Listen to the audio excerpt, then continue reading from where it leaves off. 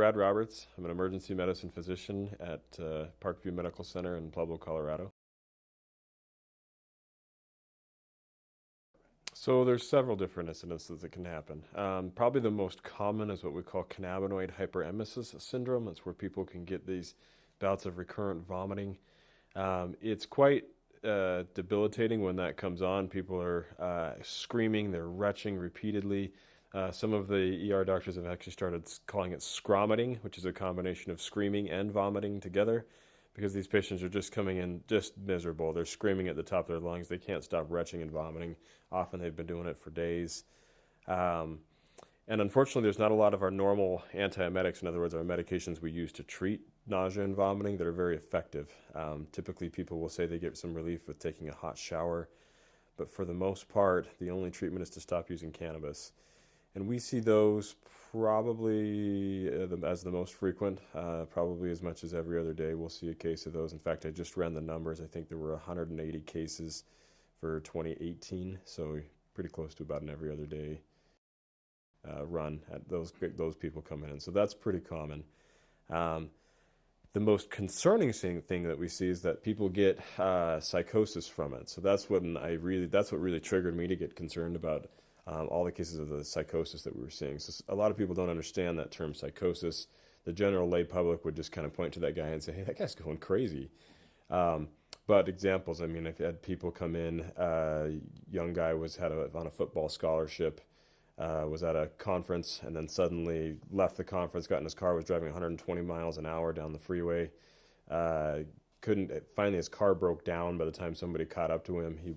When he got to me, he was just speaking complete gibberish, wasn't making any sense. They couldn't get him to keep his clothes on. He actually got admitted to our inpatient psych ward, was there for over a week. And when I followed him up, at least on day 3, still wasn't keeping his clothes on, and still not making any sense about anything that he was talking about. Had another lady that came in, probably mid-30s, mid-40s. When she got brought in, she was completely naked except for a bathrobe, so no underwear, no bra, completely naked, was bleeding from her head, and kind of covered in blood from the lesions. She'd actually separated the tendons in her toe. Apparently it was found at a local loaf and jug. And just to paint the picture, so she gets brought in, she's on this stretcher, with her legs crossed, kind of arms folded, repeating the Lord's Prayer over and over again. And when I come up to her, ma'am, can you tell me your name? She just kept screaming and screaming, "Our Father who art in heaven, our Father who art in heaven," without any response to anything that I was telling her. She'd actually been there a few weeks ago, actually a few months ago, and had been throwing furniture off of an overpass onto the freeway. And yeah, at that visit, her urine drug screen was only positive for cannabis. At the visit I'm describing, she was positive for meth and cannabis, but both of those affecting kind of severe psychosis. Another example, a young teenager had cuts all the way up and down his arm. I put over 47 stitches in his arm and then did another probably 100 plus steri strips to close it up. He had just been sitting there with a razor blade cutting his arm. And when I tried to talk to him, he just stared blankly ahead, didn't answer a single one of my questions, and didn't move the entire time I sewed up his arm. Urine drug screen only positive for cannabis. No, so most of them will come in and they'll just come in and say, I can't stop throwing up, and which is something we see regularly in the ER. We see people who come in with, I can't stop throwing up, or my stomach hurts, or that kind of thing. It's a pretty regular complaint. The difference is that a lot of times, for one, those people respond to our normal treatments and they get better. These people generally don't, and the frequency at which we're seeing this repetitive retching and vomiting, is significantly higher with these cannabis users. And there are people who are using heavily, and usually they've been using it for a long time. It's not usually your new user. We actually don't know the pathophysiology, in other words, the mechanism that causes it. We still don't know yet. In fact, I'm part of a research team that's looking into that right now to see if we can get a better handle of what is causing this. Is it the specific type of cannabinoids? Are we changing some receptor in the GI tract? We don't know. What we do know is that people who heavily use cannabis for long periods of time can develop this syndrome. And it doesn't happen with all of them. Some of them seem to get it and some of them don't. And yet we don't know why those things change in certain users. So again, right now, we don't know. And I've been pretty thorough reviewing the literature. There's a lot of theories out there. As far as I know, right at this moment, nobody knows why that's happening. We know that you have cannabinoid receptors throughout your GI tract. We know that there's cannabinoid receptors involved in the nausea vomiting centers of the brain. Whether those receptors are overstimulated, whether we're changing the native anandamide or the native cannabinoids in your body by ingesting a sort of a foreign cannabinoid, or an exogenous would be the medical term, cannabinoid, and that is somehow triggering this to occur. We don't know. Are you upregulating or downregulating a certain receptor? Meaning, are you creating more or less of it? We don't know, but we know in people who are heavy users have more of this recurrent retching and nausea and vomiting that is difficult to treat. And it gets, it's crazy thing is, so this gets better if people stop using, and then recurs again as soon as they start using again. So I would say initially we were doing drug screens. Now it's so common that honestly, when somebody comes in and they say, I can't stop vomiting, almost my next question is, do you use marijuana? And most of the time they're telling me, yeah, why is that your second question? Right. Because I see this day in and day out, and if somebody's vomiting like you are, I kind of, the only people who do that are the people who use marijuana regularly. So and I've gotten to the point now where, I used to just advise them to stop. Now I've actually, another thing that I've realized is a lot of these people actually can't stop. I think the addiction rates, and I define addiction by dependence with adverse effects despite use. And if you're going to have that kind of nausea and vomiting and you can't stop using as a result, I think that qualifies as these adverse effects from use. And I've actually started now counseling my patients on the treatment is to stop using, and just so you know, you're going to experience anxiety, signs of withdrawal. You're going to experience anxiety, difficulty sleeping. You may have increased depression after you stop using. And a lot of people initially, I think, were just saying, well, the marijuana helped me feel better because they felt so bad when they stopped using. It's like any other addictive substance. You feel bad when you stop using, and so you use again and again and again just to feel normal. And cannabis is no exception. So I've actually now counseled my patients that you need to stop using. That's the only way to get you better. There's nothing I can do medically other than to have you stop using cannabis. And then beyond that, you're going to start having some withdrawal symptoms once you stop. Well, frequently they do work. I mean, if we have somebody that comes in and they've got a normal GI bug that's coming in causing them to vomit, those medications can be really effective. And it's mainly in our cannabis user population that they seem to have no benefit. I mean, some people can get something called diabetic gastroparesis, where their stomach's not working appropriately, and sometimes medications aren't as effective there because it's a motility issue. But those have some diagnostic criteria that we can use to really, hey, this is diabetic gastroparesis. The people who are having this, they generally speaking don't have a lot of other medical problems. Oftentimes they might have some underlying depression or anxiety, and that's their only issue, is that they just can't stop throwing up.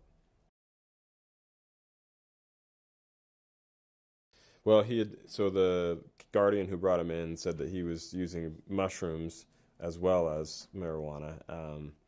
But they have a specific toxidrome. So mushrooms tend to be more of an anticholinergic. People will get what we call sort of the mad as a hatter is the place that we talk about. And those come from more of a mushrooms, but it's a lot different toxidrome. It's toxidrome meaning these are the set of symptoms, a correlation of symptoms that fit with it.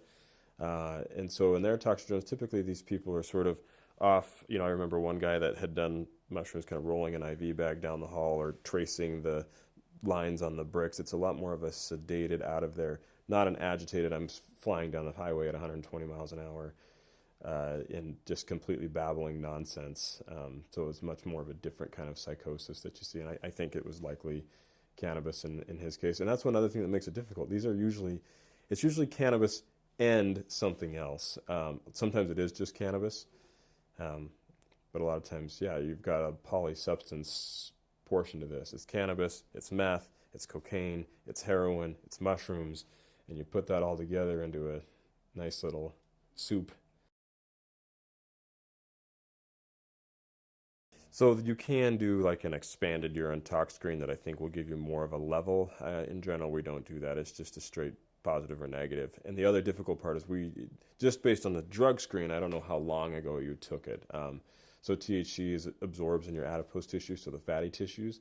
And so it's just slowly released over time. So sometimes that drug screen can be positive, for several days after use.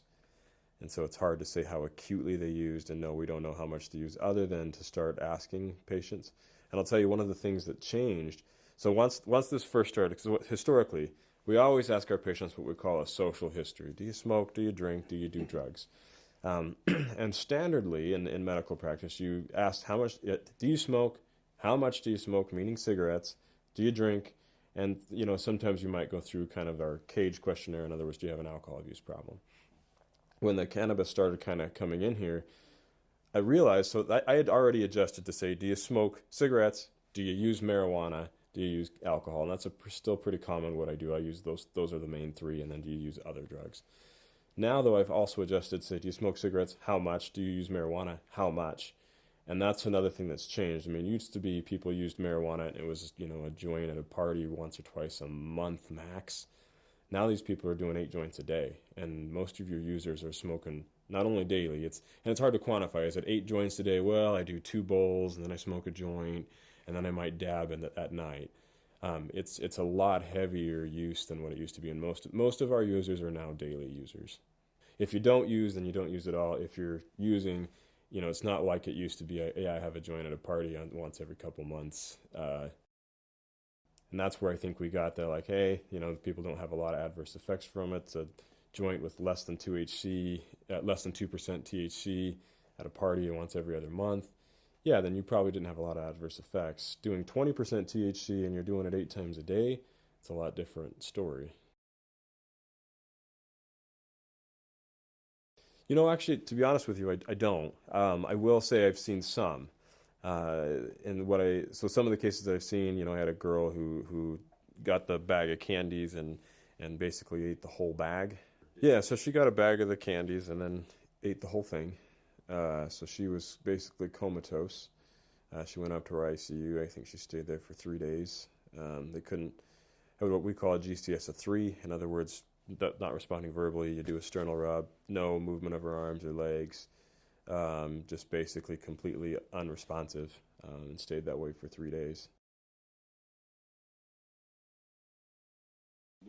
Oh, her case, she actually was a sign out to me. So another doc had seen her first, and then he signed her over to me, and I went to, sternal rub her and see if we could wake her up. And she'd been there for almost, 8 to 10 hours, something like that, before she got signed out to me. And then I kept her for probably, a little while longer. I decided, hey, she's not waking up. We're gonna have to put her in our ICU. We actually didn't intubate her. A lot of times we'll intubate those people, but she was clearly what we call protecting her airway. She was moving, she was at least moving air. So she just stayed that way for about 3 days.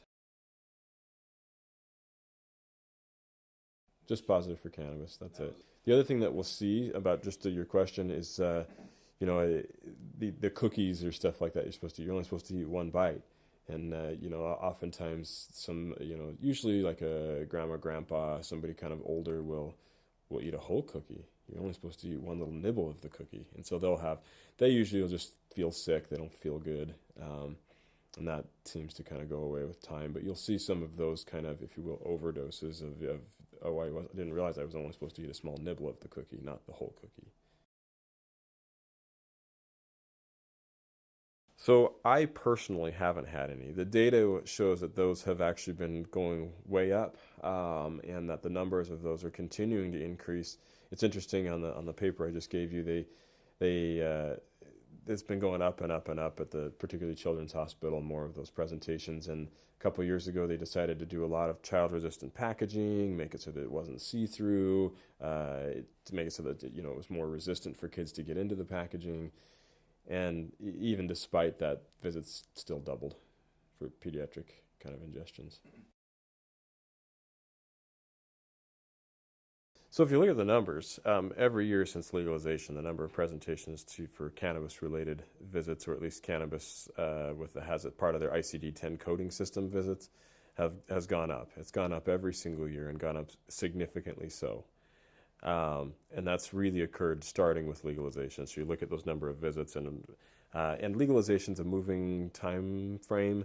I think 2011 is probably your year. That corresponds with when something called the Ogden Memorandum came out. That's when they said that the federal government basically wasn't going to interfere, and that's when we saw this kind of the proliferate of the medical that got used, and I'm going to kind of even do medical with quotes. A lot of people, well, I have anxiety, so they were using marijuana regularly. That's when that happened, and that's when suddenly everything started going up. So you'll see our emergency department visits going up. You'll see our marijuana-positive suicide numbers going up and overall suicide numbers going up. You're going to see our psych presentations go up. All of that started happening pretty close to 2011. That's when you're going to see our car crashes related with cannabis go up, or just in general go up. Most of it happened right around 2011 is kind of your turning point year. No, so it's not standard practice. We don't drug screen all of our car accidents. I would say in a lot of cases there certainly is likely a component of cannabis related. That's just basically patients tell us, and it gets recorded, and or the police tell us, hey, we found the car, smelled like weed, full of weed. Pretty obvious. We don't always drug screen them. One of the things that's hard when you're doing the research side of this and you're trying to go back out is, as a physician, you're not actually trying to do research. You're trying to take care of patients. And so if I don't need to drug screen somebody, it's not really changing my management of how I'm going to fix their broken arm or save their head injury from their car accident. So yeah, I'm not always drug screening these people. From a research standpoint, yeah, maybe we should be drug screening everybody, but we're not really doing research. We're taking care of patients. Uh, at least according to the data, it's still continuing. Yeah. So that's when you actually kind of separate out best we can with the data. Yeah, it's still continuing. One thing that happened in Pueblo in particular is that we had this huge, when they first legalized here, it wasn't in other places really. You had Washington, Colorado, and there just weren't a lot of other places. And so we had this huge migration of people that kind of came to Colorado. And at the time we called them these marijuana migrants. And so people literally would come into the ER, they'd be wheeling their suitcases in.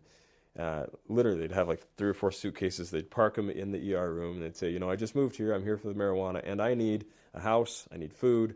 I need. You're in the ER. I don't have a house and food, and you're gonna have to, go. And so at the time, we sent them to a lot of them we sent over to our kind of our homeless services. Posada was the place at the time. They went from having about 3,000 to 4,000 visits a year, and by July, we're already up to 7,000 something.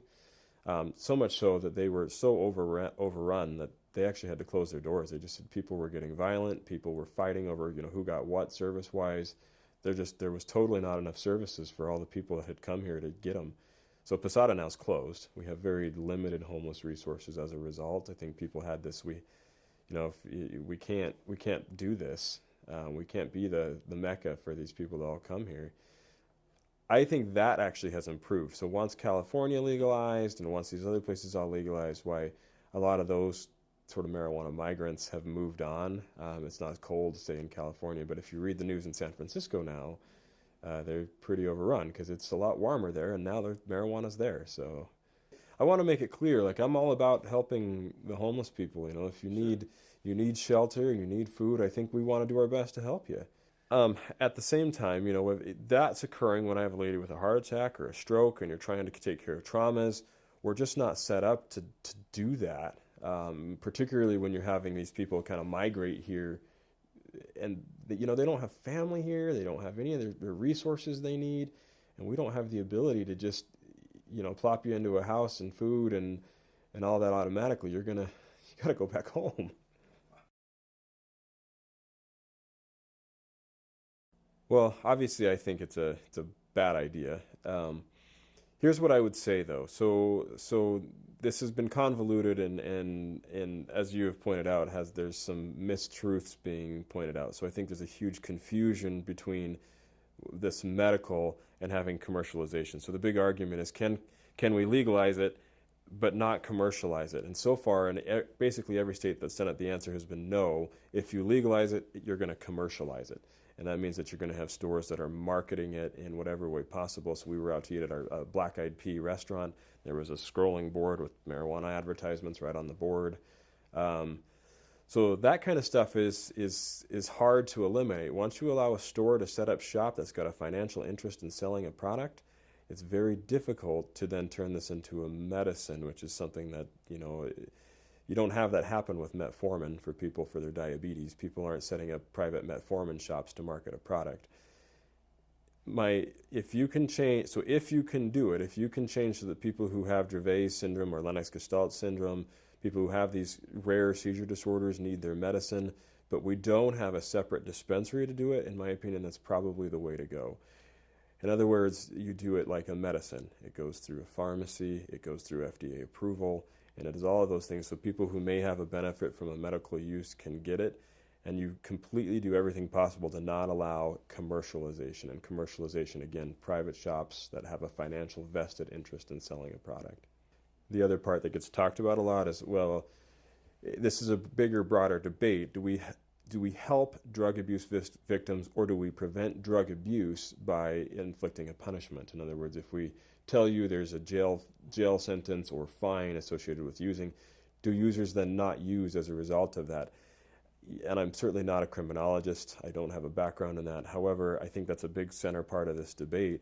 And I don't have the answer to that. Will say, though, that I think there are alternative ways to treat drug abuse victims that don't include them. We just have to commercialize it and put a dispensary on every other street corner. That's certainly not helping either. And I think one of the debates that so people talk about the failed war on drugs, and perhaps they're right, but I think just completely surrendering the war isn't the right answer either. So the alternative is to say, okay, well then what are the consequences of just having it fully legalized? And I think they outweigh the adverse effects of this failed war on drugs. Losing the war on drugs is worse. So I speak in numbers. The marijuana was less than 2% in the 1980s. Even your normal joints are over 20% now, and you can get stuff that's up to 99%. And when you talk about that, that sounds like a lot. But if you use it in other terms, so, well, did it double? No. Did it triple? No, it didn't double, it didn't triple, it didn't quadruple. It's 10 times the potency in your normal joint. And again, the people in the 80s were smoking it, once every other month. This isn't once every month. It's 10 times the potency on 8 times the frequency of use, at least. So I'll tell you about I saw 2 yesterday that I think are kind of cannabis related. I see these pretty regularly, and I think they're increasingly going to be more and more common. And I think as of yet, they're still not appropriately recognized, the degree of psychosis that comes with cannabis use. And it's hard because we're trying to differentiate out somebody that's got severe anxiety, maybe they've got PTSD, maybe they've had a previous traumatic brain injury, and are these psychotic symptoms as a result of their previous traumatic brain injury? Are they a result of PTSD? But inevitably, almost every single patient like this will be using cannabis, and oftentimes only cannabis. They may be told it's treatment for the anxiety, treatment for their PTSD, but as you talk to them, they're saying things that are just off the wall. So the 2 I had yesterday, a gentleman came in with complaints of shortness of breath. As I'm sitting there talking to him, he was telling me that the Freemasons have taken over Fremont County and that they're getting rid of the wicked, and that what was he saying? Oh yeah, the Freemasons also had bright green lights that they were using to attract UFOs, and he knew because a white light had been following him around his yard. And I even actually in his particular case, I got back to say, why are you telling me this? I mean, you were back to telling me about your shortness of breath and chest pain, and suddenly we've transitioned to, UFOs following the bright green lights from the Freemasons. And again, you could talk to him for a little bit and you wouldn't get that, but if you really start talking to him, it gets to that, wait a minute, this is not normal thinking. So another lady from yesterday, she had been driving down the interstate. She had actually been driving on I-25, speed limit of 75. She was going 20 miles an hour, so the police pulled her over and said she was driving erratically, and they brought her in. She was also just not making sense. She had apparently left Georgia and had come to Texas and coming up through Colorado. She couldn't quite definitively say what she was doing there. We gave her a food tray. She flipped the whole food tray over. She was out in the middle of the hallway with her phone, asking us to use a phone when her phone clearly was on and working. I just don't think she realized she had a phone in her hand. That was just yesterday. And you see things like that pretty regularly. And then there's the extreme cases where I'm talking about people who are coming in ripping their clothes off. They are completely combative. They're naked. They've sliced their different areas of their body open. One guy tried to hang himself by the ceiling fan in a hotel. Said ghosts were trying to, or a ghost told him to do it. He actually admitted he'd been using marijuana all day, every day, in his motel room before they went and got him. So there's things like, another guy told me that the rapture had come. He'd been reading the book of Revelations and knew that the time had come, the trumpets had sounded, and he said that occurred after he'd smoked the purest of cannabis. So those kind of things, that's sort of what it looks like. And a lot of times as the ER doc, you got to figure out, is this guy safe to go home? Are they suicidal? In other words, are they going to hurt somebody else? Are they going to hurt themselves? A lot of times our inpatient psych people will come down and evaluate them and make a determination about, what do we do with these people? Do they need to be admitted to an inpatient psych ward? Are they safe to go home? Do they have family members? So a lot of resources get used with case management, psych evals. We also have to look, is this related to the cannabis, or do you have an electrolyte? So your calcium levels, are those off? Is that what's causing this? Do you have a thyroid problem? Do you have an infection somewhere that's causing you to kind of behave this way? Or is it just straight cannabis, some other drug involved? So some of that's hard to say, because some people certainly do have underlying just schizophrenia, bipolar disorder with mania, things like that are certainly underlying disorders that can cause those kind of symptoms that may not be related to the cannabis. It's honestly quite rare that we find, it's because your calcium level was off, or you had a mass inside your head, you had some sort of brain tumor or something there. That's pretty rare. Most of our people who come in psychotic are substance induced, and I would say the most common is both meth and cannabis. I don't have numbers in front of me to say which would be the most, but between meth and cannabis, those would be your most common psychosis presentations. Oh, that's been well known, well studied, that drug abuse. And there's always a question about whether or not which came first. Were they treating their mental illness by using drugs, or did the drugs cause the mental illness? Most of the data that I've seen shows that they had previous presentations where they had not had the psychotic episodes or the mental illness. They began using drugs and then had presentations with the mental illness. I think more and more the data is getting more clear that it's probably not people self-treating their mental illness with drugs. I think the mental illness is caused by their use of drugs.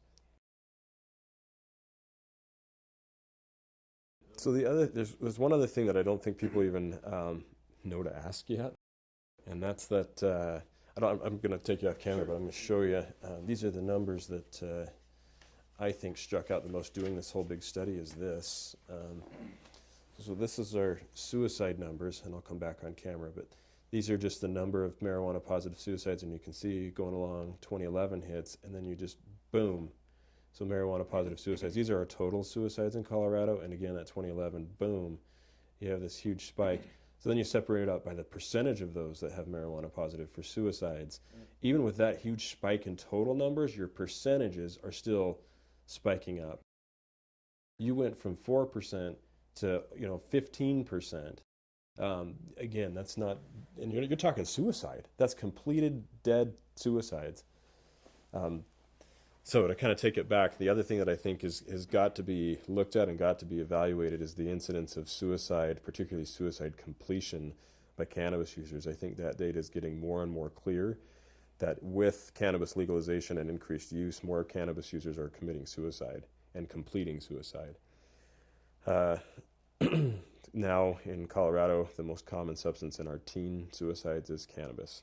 I can't definitively say that's only that. That's just looking. So cannabis is the most common substance found on a urine drug screen. So again, one of the things that I think is most important to start asking about and start talking about is suicide numbers in regards to cannabis. And the other part, so I'm gonna catch some of this other. The other part that I think is really important, if I take MRI studies of people's brains, so I look at cannabis users versus non-users, there are very specific changes that occur in the structural parts of the brain. So specifically the hippocampus, the amygdala, the frontal lobe. These are parts of the brain that control decision making, your ability to process emotions, your ability to have complex social interactions. those are changing in response to cannabis. And we can do a couple different looks at it. So you can actually look at structural changes to the brain, and you can also look at functional changes to the brain. And both of those change in response to cannabis, which is where I think you're going to see things like psychosis. And it's hard to quantify. So if I can't process emotions, habits, routines, if I can't have those social interactions that I normally have, you might not pick that up for a while. It's harder to see those things. I mean, somebody drinks alcohol, they get cirrhosis and they turn orange and they've got a big swollen belly. People have an idea of what a drunk looks like. A cannabis user who's just sort of an odd person, that's harder to pick up. But that's where you're really going to see these changes, and I think you're going to see a lot more subtle, and more you're seeing it on the imaging studies of the brain, that you're getting changes in, like I said, the hippocampus, the amygdala, the frontal lobe. So what we've seen in Colorado is that the percentage of suicides that are positive for marijuana has been growing at an alarming rate. So in 2004, I think there were less than 4%. As of 2015, we're over 14% of our total suicide victims. And again, those are percentages. The alarming part is that our total suicides have been going up, and our percentage of the total marijuana have been going up at a rate faster than our total suicide numbers, enough that the percentage has grown over 10 percentage points over about a 10-year period. For some reason, they're killing themselves at a higher rate. I don't know why. Is there just more users? Perhaps, but then why are the users killing themselves? Well, it's interesting. So people have looked at these numbers, and like the Colorado's numbers and Utah's numbers, and I'm guessing Wyoming's are probably doing the same, all going up. And people have said, well, it must be something to do with high altitude. In high altitude regions, suicides are going up. Yeah, that's been the new buzz lately. But I feel like, you're going to have to pull some of that out too. That yeah, Colorado's numbers went up, but look at the number of cannabis positive suicides. That's, like I said, even your suicides rates are going up by leaps and bounds. Your cannabis positives are going up even faster. So much that the percent grew 10%. I think you're going to see your suicide numbers go up. I mean, I think you're going to see, so for your all-cause mortality, whether it's from motor vehicle accidents, whether it's from psychosis patients that may be, there's that new book by Alex Berenson. I don't know if you've read his book, or the Tell Your Children, I think it's called. Yeah. And it talks about these psychotic people can become violent, which is also true. Some people have said, well, he's overstated things. I read the book. I think these people aren't in their right state of mind. There's no predicting what they're going to do. And in their mind, you may be the UFO that's been tracking him down, and I've got to get rid of it. And there's no that kind of sense of normalcy that we think isn't there anymore. These people they're psychotic. So you're going to see those numbers go up. I hope you don't have to deal with, like I said, our migrant population thing finally got better, but I sure hope you don't have to deal with the marijuana migrants. But I think like Jackson Hole, those Star Valley over there, I mean, those really kind of fancier places, you're going to have, if you start putting cannabis shops in there, I'm not going there anymore. I'll spend my tourism dollars somewhere else. So my wife's from Lone Tree, and she went to Highlands Ranch High School, which we always joke was I think they were voted on Jay Leno as the snobbiest high school in America. Very well-to-do. There's no Douglas County, that part of Denver, they don't allow shops there. There's none there. Go down to Walsenburg, which is a community that's really struggling and was trying to get anything to get some finances in their community. There's shops all over. It hasn't helped the community one bit. Douglas County, who still gets that state tax revenue as a part of it, is doing just fine. Doesn't have to put a single shop there. Those people don't even hardly know it exists. Go to Walsenburg, on the other hand, it tells a lot different story. This was sold as to help these less fortunate people, right? We're going to stop targeting minorities because the drug war has inappropriately targeted these minorities. In the end, what you have is rich white guys who are the owners of all of these dispensaries, who are putting these in the minority communities and getting their minorities to use and be addicted to their drugs. I'm not going to use it. I'm smart enough to look up the data and to know that this is addictive, this is going to be bad for my brain. One of the other docs I work with, he told me pretty succinctly, he said, your kids have yet one more advantage in school because they have two parents that care about them. And they're not going to use drugs.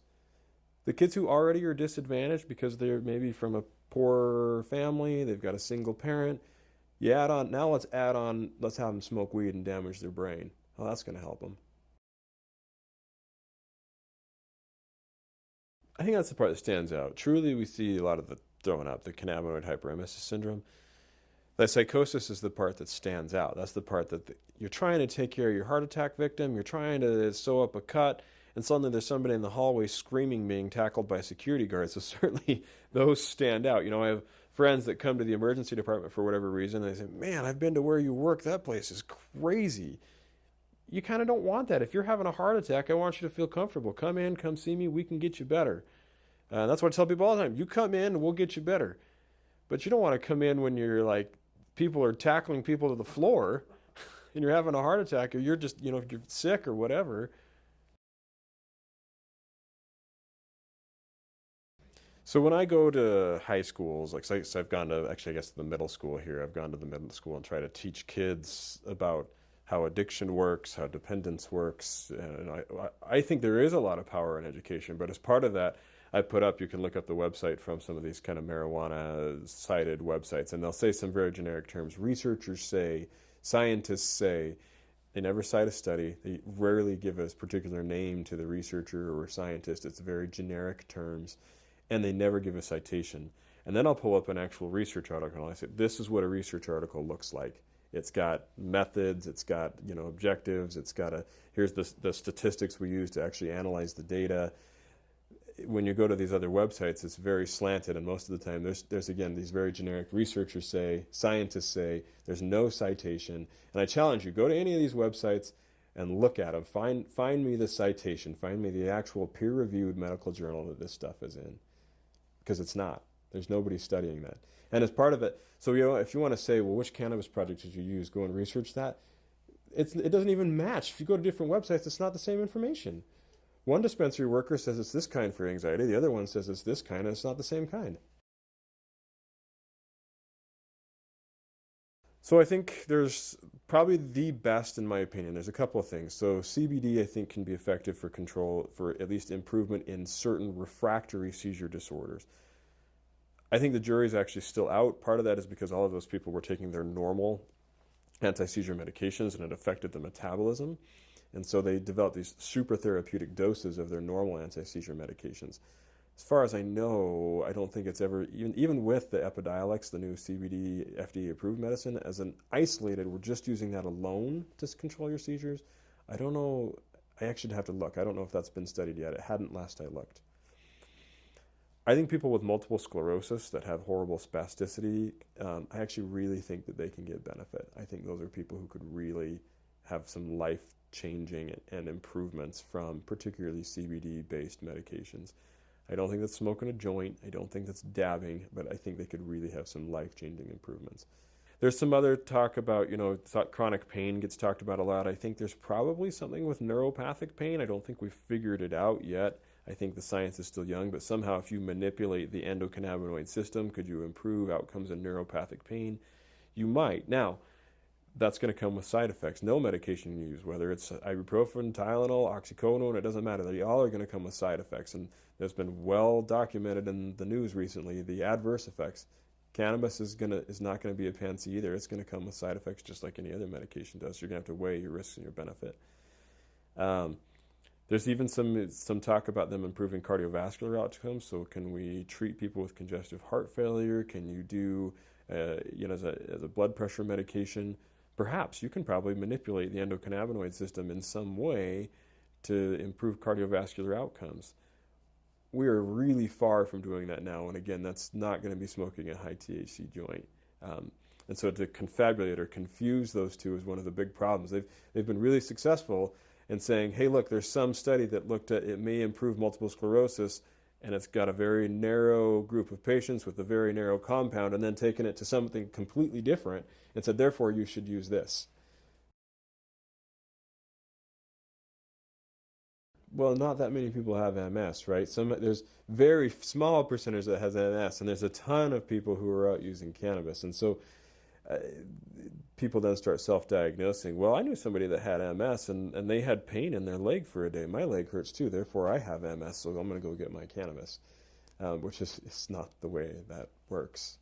So any substance that you use, whether it's alcohol, whether it's opiates, any abusive substance, if you've ever seen a functional alcoholic, a lot of people have at least at some point in their life seen a functional alcoholic, and when they're drunk, when they're drinking, they actually are highly functional. These people are doing great. I've actually just talked to a girl the other day who she goes to work, she works at a gas station, and she leaves mid-shift and drinks a fifth of vodka and comes back because she's functional. She's actually only functional when she's drinking, and when she's not drinking, she's miserable. All substances, that's the way dependence works. You have that spike in dopamine that then makes you feel great the first time you use, and then you drop so that you have this huge dearth or absence of dopamine in your brain, so you feel crappy. And if all of them will tell you, then I just had to use to feel normal. What that means is these people will feel good so long as they're using. And it's the same, whether it's alcohol, opiates, any of that stuff, they'll feel good as long as they're using. And when they stop using, they feel bad. And so cannabis is no different. It's a very easy, I feel good when I use, I feel bad when I don't. Therefore, using makes me feel good. I mean, I had a patient once tell me, I said, I'm not addicted, I just don't feel good unless I use it.